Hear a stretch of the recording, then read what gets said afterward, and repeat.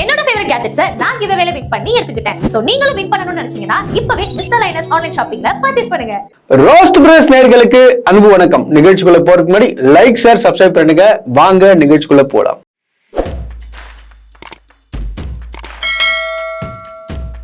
சவுக்கு சங்கர் என்கிற மகான் கைது செய்யப்பட்டார்.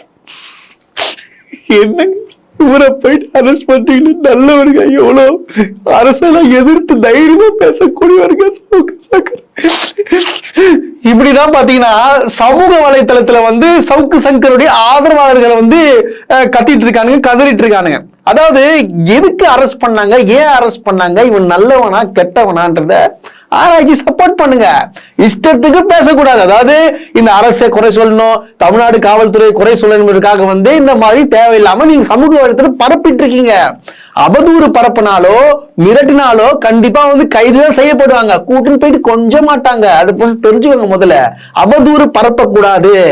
அவதூறுன்ற ஒரு வார்த்தையினாலே சவுக்கு சங்கர் தாங்க அவதூறு பரப்பும். அதாவது அவதூறுன்றது சும்மா நார்மல்லாம் கிடையாது. அதாவது இவன் 3000 கோடி எப்படி வந்துச்சு, இங்கிருந்து இவன் கை மாறிச்சு, அங்கிருந்து இது மாறிச்சு அப்படின்னு சொல்லிட்டு இந்த மாதிரி வந்து எந்த வித எவிடன்ஸுமே இல்லாம சும்மா வந்து அடிச்சு விடுறது, அப்படியே சும்மா வாய்க்கு வந்ததெல்லாம் பேசுறது. இந்த மாதிரி பேசுறது தான் இது வேலையா, இது பொழப்பா வச்சு சுத்தின்னு இருக்குது. சவுக்கு சங்கர் வந்து யாருன்றது முன்னாடி உங்களுக்கு தெரியுமா தெரியாதான்றது எனக்கு தெரியல. அதாவது பாத்தீங்கன்னா அவர் காவல்துறை சேர்ந்த குடும்பத்தை சார்ந்தவர் தான். அவரு அவங்க அப்பா போலீஸ் சேர்ந்திருக்காரு. அவங்க அப்பா இருந்த உடனே பார்த்தா கருணையின் அடிப்படையில சவுக்கு சங்கர் அவர்களுக்கு வந்து வேலை கொடுக்குறாங்க. அந்த வேலையை காப்பாத்திக்கணும் இல்லையா? ஒரு போலீஸ் டிபார்ட்மெண்ட்ல வேலைக்கு போறீங்க, எப்படி இருக்கணும்? அங்க போயிட்டு என்ன போற, அங்கெல்லாமே திருட்டு புத்தி வருது. திருட்டு புத்தி அது என்ன புத்தின்னு பாத்தீங்கன்னா, அங்குற ஃபைல்ஸ் எல்லாம், அது முக்கியமான தகவல் எல்லாம் வந்து வெளியில போய் சொல்றது, அப்புறம் டாக்குமெண்ட்ஸை கொண்டு போய் கொடுக்கறது, இந்த ஃபைல்ஸ் திருட்டுத்தனமா விற்கிறது, இந்த மாதிரி வந்து வேலைகள் எல்லாம் பார்த்துட்டா போல. அதாவது முக்கியமான விஷயத்தெல்லாம். அப்போ வந்து என்ன ஆயிருக்குன்னா, இவர் மாட்டிக்கின்னு பாருங்க ஜெயிலுக்கு போயிருக்காரு. ஜெயிலுக்கு வந்து போட்ட பிறகு பார்த்தீங்கன்னா இவர் வந்து சஸ்பெண்ட் பண்றாங்க. அதுக்கப்புறம் தொடர்ந்து வந்து இதே வேலையை பண்ணால பார்த்தீங்கன்னா ஒரு வேலையை விட்டு தூக்கிடுறாங்க. இதுதான் நினைச்சு இப்ப அங்கேயே சரியில்லை.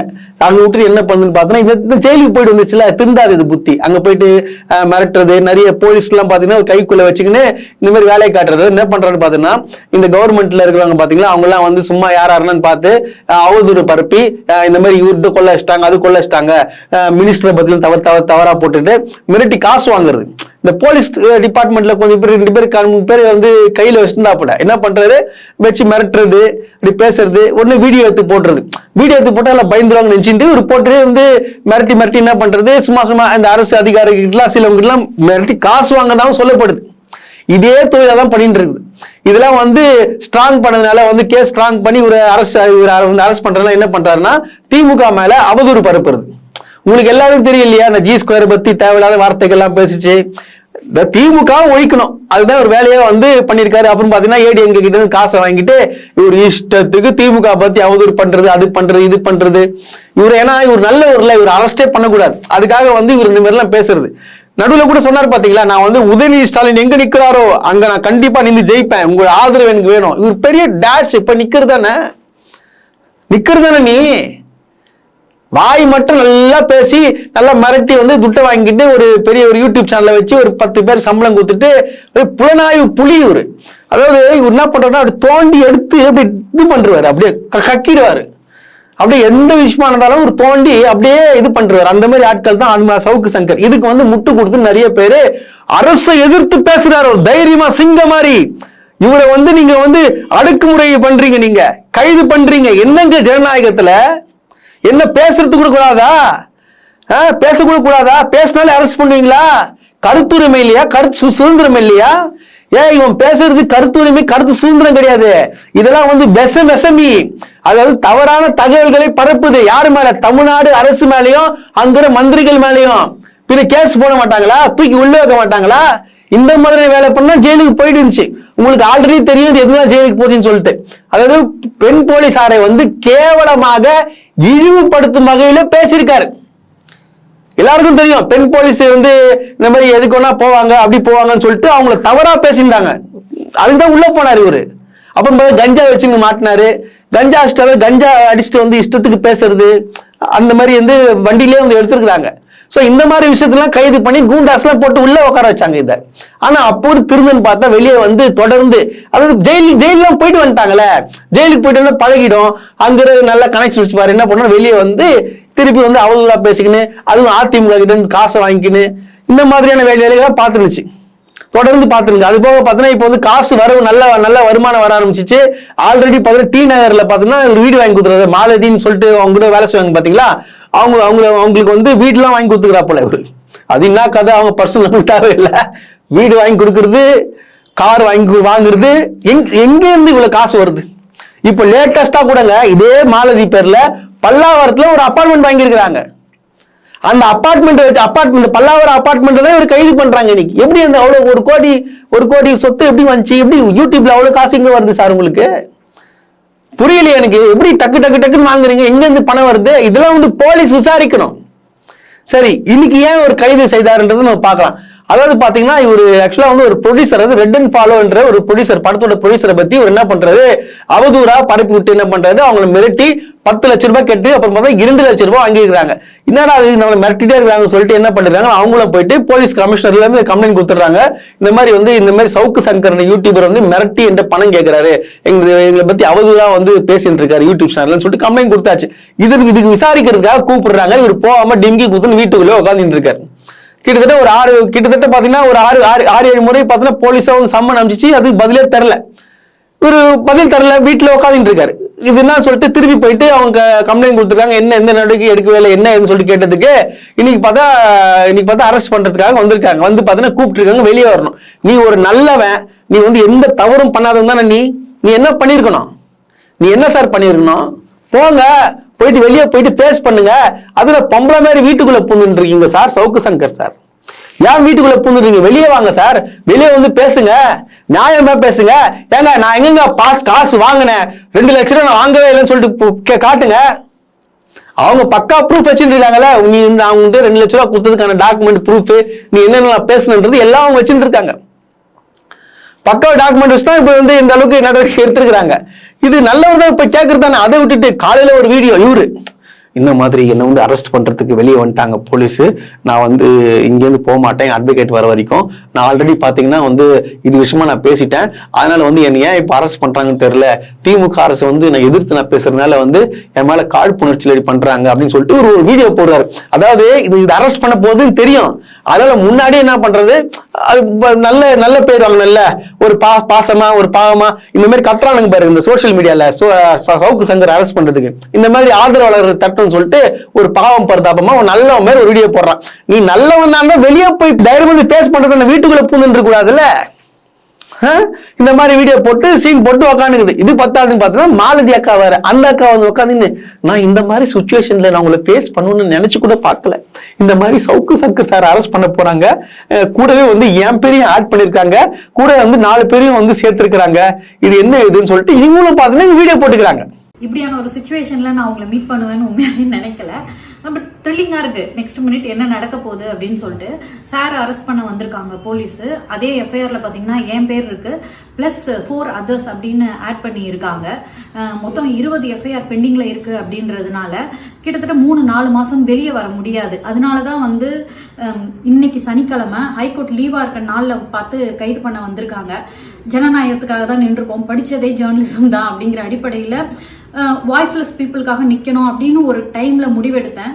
அதுக்கான பின் விளைவுகள் தான் இது. அதை எதிர்கொள்ள தயாரா தான் நான் இருக்கேன். ஆக்சுவலி போலீஸ் வந்திருக்காங்க, ஆனாலும் லாயர்ஸ் வர வரைக்கும் போய் பேச வேணாம் அப்படின்னு சொல்லி இருக்காங்க. ஸோ லாயர்ஸோட கன்சல்ட் பண்ணிட்டு அதுக்கப்புறமா அடுத்தடுத்த ப்ராசஸ் நடக்கும் அப்படின்னு நான் நம்புறேன். இப்போ வரைக்கும் உங்களோட பேச முடியுது, இதுதான் நிலைமை. சிச்சுவேஷன் என்னன்னு உங்ககிட்ட எக்ஸ்பிளைன் பண்ணிடலாம்னு நான் நினைச்சிருக்கேன். எப்பவுமே கூட நின்றுருக்கீங்க, உங்களை ஒரு குடும்பமா நான் பாக்குறேன் அப்படின்றதுனால இன்ஃபார்ம் பண்ணிடுவோம் அப்படின்னு நினைச்சேன். இந்த வீடியோ போட்டுக்கிறாங்க. இந்த வீடியோ வந்து ஆக்சுவலா பார்க்கும்போது தெரியுது, நல்லா பக்கவா வந்து உசாரா ஐடியா செட் பண்ணி இவங்களுக்கு அவதூறு கெட்ட பேர் உருவாக்காம முன்னாடியே வந்து இந்த மாதிரி சீனை போட்டு பேசுறது. நான் கேட்கிறேன், நல்லவங்க மாதிரியே பேசுறீங்களா மேடம்? நல்லவங்களா நீங்க? உங்க எடுத்த வீடியோ எல்லாம் பாருங்க, அப்படியே ஒரு புலனாய்வு புலி மாதிரி பக்கவா எல்லாமே எடுக்கு. எங்க பணம் போச்சு, எங்க வந்து எனக்கு எல்லாமே தெரியும், இத்தனை கோடி ஊழல் அப்படின்னு சொல்லிட்டு ஒரு அவதூறு பரப்புனா ஒரு சும்மா விட்டுருவாங்களா? எல்லாரும் மிரட்டி வீடியோ போட்டு காசு வாங்க சும்மா விட்டுருவாங்களா? இது பேர் என்ன? திஸ் இஸ் கால் வழிப்பறிங்க. இது வழிப்பறி தான். அது மிரட்டி வீடியோ போட்டு மிரட்டி காசு வாங்குறது என்ன? உங்களுக்கும் வந்து செயின் ராபரி பண்றதுக்கும் என்ன வித்தியாசம்? ரெண்டும் ஒண்ணு தானே. இந்த மாதிரி பண்ணா ஜெயிலுக்கு தான் போனோம். தியாகி மாதிரி குரல் குத்துட்டு இருக்காங்க நிறைய பேர், அறிவு இல்லாம. இன்னும் அவர் ரிமாண்ட் பண்ணல. தற்போதைய செய்தி வரைக்கும் பாத்தீங்கன்னா அவங்க ரிமாண்ட் பண்ணல. போலீசார் அரெஸ்ட் பண்ணிருக்காங்க. அரெஸ்ட் பண்ணி ஜட்ஜுக்கு முன்னாடி கூட்டு போவாங்க. இவர் வாதத்தை வைப்பாரு, அவங்களும் வாதத்தை வைப்பாரு. ஜட்ஜி என்ன நினைக்கிறாரோ அதன்படி தான் ரிமாண்ட் செக்ஷன்ல போட்டு உள்ள தள்ளுவாங்களான்னு சொல்லிட்டு நம்மளுக்கு அது தெரியல. இதுதான் நடந்திருக்கு. இதுதான் உண்மையான விஷயம். எப்படி வந்து ஒருத்தரை வந்து வீடியோ போட்டு மிரட்டுவேன், எப்படி அவங்க கிட்ட காசு வாங்கினேன், இந்த விஷயம். அதாவது சவுக்கு சங்கருக்கு சப்போர்ட் பண்ற யாரா இருந்தாலும் தயவுசெய்து சொல்லுங்க. 2 லட்சம் ரூபாய் நீ வாங்கியிருக்க, ப்ரூஃப் இருக்கு, எதுக்கு வாங்கின? அது உங்களால சொல்ல முடியுமா? சொல்ல முடியாது. அதனால சவுக்கு சங்கர் ஃபாலோவர்ஸ்க்கு எல்லாம் என்ன சொல்றேன்னா, அவன் பேசுறான்றத வந்து நீங்க கேளுங்க. நல்லா கதை சொல்லுவாப்புல, பொய் சொல்லுவாரு. ஆனா வந்து அவன் பேசுறது பூராவும் அவதூறுக்கே பிறந்தவர். ஆல்ரெடி உங்களுக்கு எல்லாருமே தெரியும். இது ஸ்ரீமதின்ற ஒரு பொண்ணு கள்ளக்குறிச்சியில ஒரு பொண்ணு சூசைட் பண்ணிச்சுல, இவர் என்ன பண்ணாரு, இவர் தான் உள்ள போயிட்டு அது வந்து பிஜேபி தொடர்புடைய ஸ்கூல் நினைக்கிறேன், அங்க போயிட்டு பணத்தை வாங்கிக்கின்னு ஒரு பொண்ணு, ஒரு சின்ன பொண்ணோட வாழ்க்கை வந்து இறந்து போச்சுங்க. இறந்துச்சு. இறந்த பிறப்பும் கூட இவன் போயிட்டு என்ன சொல்றா போறேன்னா, இந்த பொண்ணு லவ் பண்ணிச்சுங்க, லவ் ஃபெயிலியர்ல வந்து எகிரி குச்சி செத்துச்சு. என்கிட்ட நிறைய பேர் பேசிட்டாங்க. அதாவது இவங்களுக்கு டீச்சர்ஸ் எல்லாம் வந்து பசங்க கிட்ட எல்லாம் வந்து போன் போட்டு கொடுத்து எங்கெல்லாம் பேசிட்டாங்கன்னு சொல்லிட்டு இது பேசுறாரு. மனசாட்சி இல்லாம இவர் பெரிய டேஷ். இவர் போன உடனே ஸ்கூல்ல எல்லாம் கூப்பிட்டு சவுக்கு சங்கர் வாங்க சார், நீங்க விசாரிங்க. யார் நீ முதல்ல? நீ விசாரிக்க, நீ ஃபர்ஸ்ட் பத்திரிகையாளரா? நீ புரோக்கர் பையன் நீ. அந்த பொண்ணை நீ அவ்வளவு அவமானம் பேச, லவ் பண்ணிச்சு, அது பண்ணிச்சு, அவங்க அம்மா இப்படி இப்படின்னு சொல்லிட்டு எவ்வளவு வாய். அந்த பொண்ணுடைய சாபம் தான் உன்னை இன்னும் கீழ்ச்சின்னு இருக்கு. பொம்பளை போலீஸ கேவலமா பேசுறது, எவ்வளவு அவதூறு பேசுன பொம்பளை, எவ்வளவு இன்னும் எதுன்னு தெரியாம. நீ எல்லாம் மனுஷனா? நீ ஜெயிலுக்கு போறதுனால உனக்கு அசால்ட்டா இருக்க. உனக்கு என்னப்பா ஜெயிலு பழகிச்சு, போயிட்டு வந்துட்டு இருக்க, அதனால உனக்கு ஒண்ணும் தெரியாது.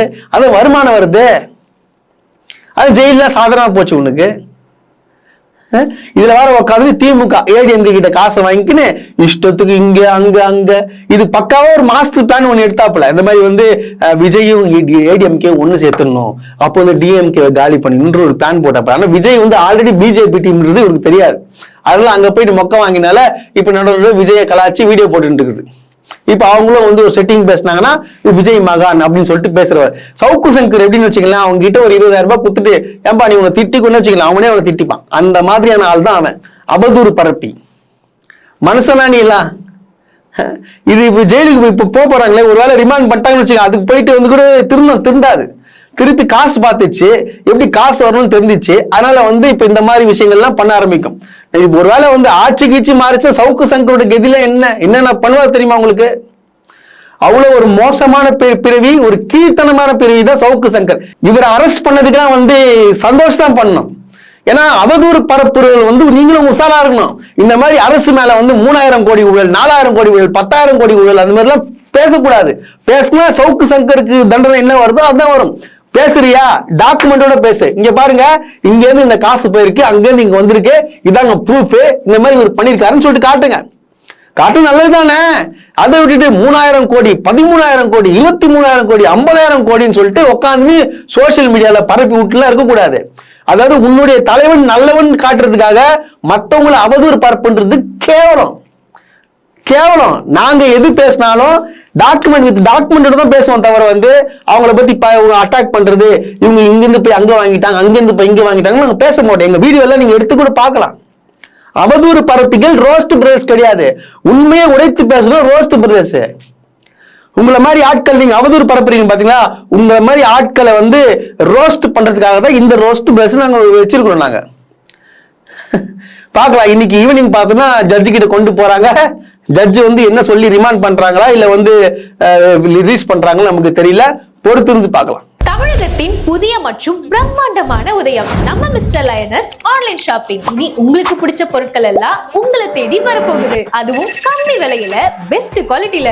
Dresses and footwearsக்கு 35% offer. Kitchenware and household ப்ராடக்ட்ஸ்க்கு 40% ஆஃபர். இருங்க, இதுக்கே ஷாக் ஆனா எப்படி?